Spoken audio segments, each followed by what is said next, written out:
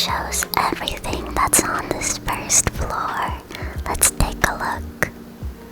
So the first thing we have on the list is the megalodon. Megalodon. Megalodon. The second is the trilobite. Trilobite. Trilobite. Third, it just says various fish shells. Fourth is the ammonite. Ammonite. Ammonite. That's for the exhibits and fossils category.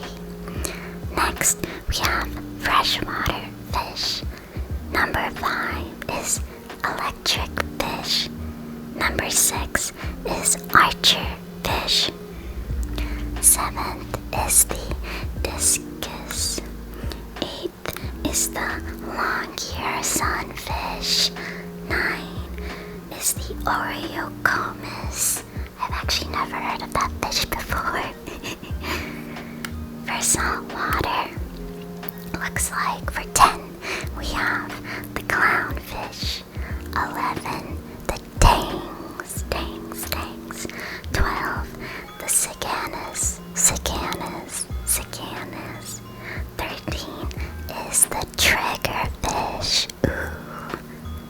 14 is a boxfish.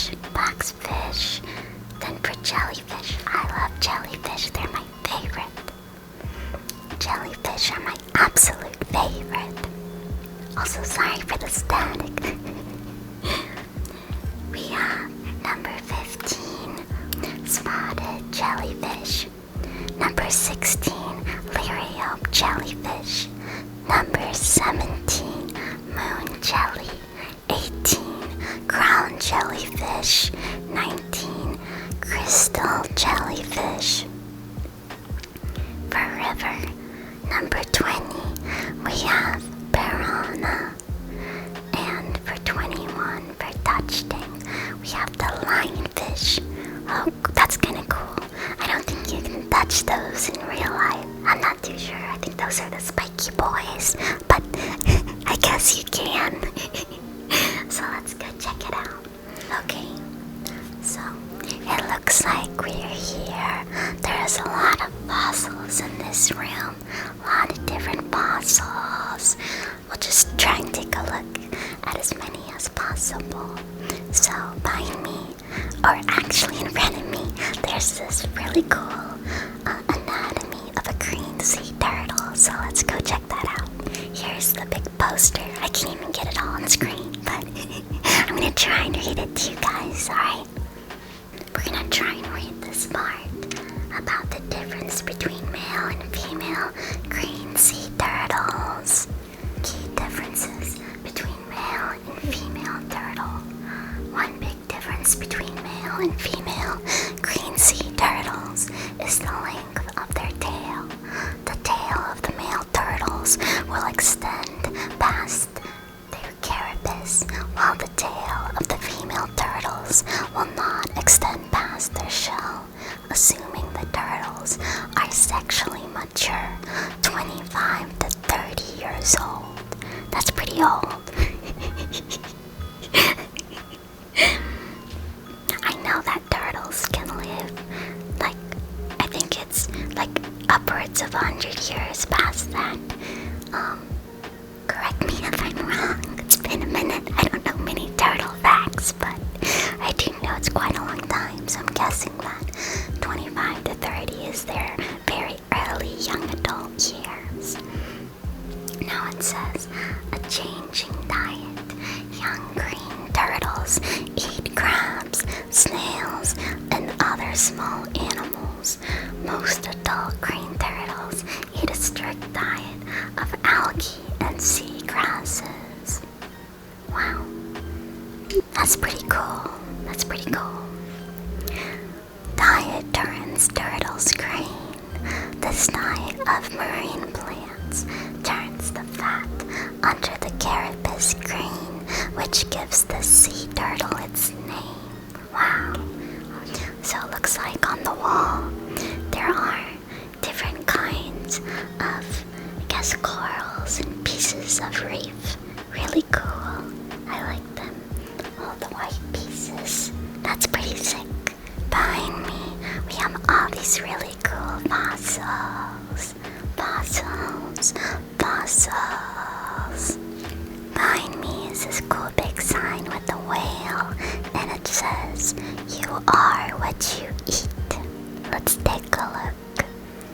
Looks like the whale eats krill, copepod, and anchovy. Now we're heading into a room with a lot of different aquariums. Look at all those different aquariums, and it looks like there's a really big fossil back there. Whoa! It's my favorite part with all the jellyfish. This says anatomy of a moon jelly. It has the oral arm, which moves food to mouth. Mouth is also the butt. The bell, which looks like horseshoes. Eye spot, which is a symbol light sensor. Tentacles, European nematocysts. It also says that, like other sea jellies, moon jellies are 95% seawater and 5% jelly. This is why a jelly looks like a blob when out of the water. Interesting. Here you can see some of the moon jellies. Wow, really cool. Now we get to see another jelly. This jelly is called Villela jelly. This jelly is also apparently called by the wind sailor, because it has a sail that catches the wind. It says Team Fortress of Stingers. Villela may look like one organism, but the Villela is actually a colony of organisms called zooids, each playing a specific role. Wow. There's the gastrozooid, which is for feeding and digestion. The gonzozooid, or gonozoid, which is for reproduction. Then there's the dactylozoid, which is for defense and stinging prey. Life is a crash course. Villela is fully dependent on the wind and currents for movement. On occasions, strong winds and currents can cause mass Villela strandings. No, that's so sad. Look at this picture. Look, these guys are stranded on the beach. Wow. Now we have all of these anatomies. Anatomy of the tuna crab, the bluefin tuna, and then this description of late night snacks. For the anatomy of the tuna, it says, because it's the tuna's favorite snack, anatomy of the tuna crab. They have a tail fan, that's how they swim backwards. A cephalothorax, it's his fancy way of saying body. They have red pigment, looks black when deeper in the ocean. An antenna, which senses nearby chemicals. Calipeds, and it says these claws pinch. It says an adult tuna crab's about 2.5 to 13 centimeters in length. And the larval tuna crab's about 0.26 to 0.72 centimeters in length. This bottom bit says, "Hi dear kids." Nearly everything in the ocean wants to eat the tuna crab, regardless of its age. By being nearly transparent, the tuna crab has a better chance at surviving its early years. Wow, looks like there's a squid in here, and some fishies, fish. That's pretty cool, red squid. Giant manta rays. Giant manta ray. Wow. Alright, the anatomy of the giant manta ray. So it looks like it has gill plates. It filters their food. A tail. There's no spine in the tail. A pectoral fin, and that helps them flap through the water. They have eyes to see you. Cephalic fins, which guide plankton into the mouth. Says what's for dinner. Manta rays can grow up to 23 feet wide and weigh over 2 tons from just eating plankton. While swimming through the water with their pectoral fins, the manta opens its mouth and funnels plankton with its cephalic fins. That's pretty cool. Gill rakers filter plankton from seawater. As the water exits through the gills, plankton is filtered out by the gill plates. When it is caught enough, the manta closes its mouth, coughs the plankton out, and swallows them whole. Apparently, manta rays are the hitchhikers of the sea.